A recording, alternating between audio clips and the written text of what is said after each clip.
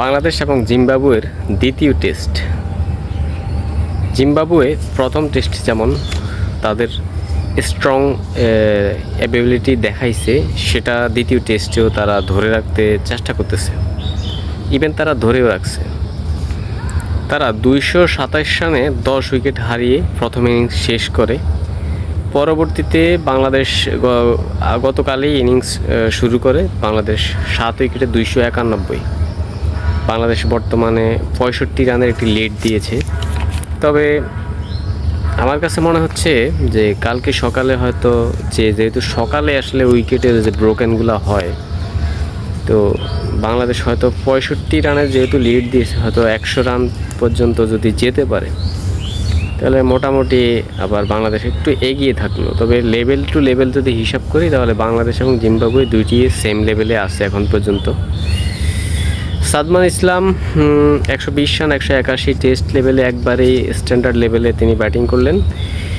খুবই আকর্ষণ হচ্ছে আমাদের এনামুল হক বিজয়, 80 বলে 39। তিনি হয়তো লং টাইম পরে দলে চান্স পাইছে, তো ওই হিসাব করে সে একটু তার ভয় একটা আতঙ্ক নিয়ে মানে ফ্রিলি সে ক্রিকেটটা খেলতে পারতেছে না, যেহেতু সে কন্টিনিউ আসলে দলে নেই। তো তাকে দলে নেওয়ার কারণ তার উপর একটা প্রেশার থাকে যে সে রান করতেই হবে। তো এই হিসেবে তিনি 80 বলে 39 রান করেন, মানে তিনি অনেক বল খেয়ে আসলে চেষ্টা করেন যে রান করার জন্য।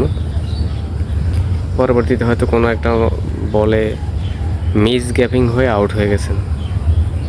শান্ত বরাবরই জিম্বাবুয়ের বিপক্ষে প্রথম টেস্টেও ভালো খেলছে, এই ম্যাচেও তিনি 54 বলে 23 রান। তো মোটামুটি একটা লেভেল আছে। মুশফিকুর রহিম, খুশি সংবাদ হচ্ছে যে সে রানে ব্যাক করছে 59 বলে 40 রান।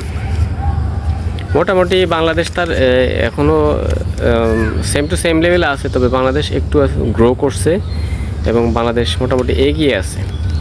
তো কালকে যদি 100 রানের লিড দিয়ে প্রথম ইনিংসটি শেষ করতে পারে, আর জিম্বাবুয়েকে যদি 200 রানে বা 250 রানে আটকাতে পারে, তাহলে দ্বিতীয় ম্যাচে হয়তো ঘুরে দাঁড়ানো সম্ভব।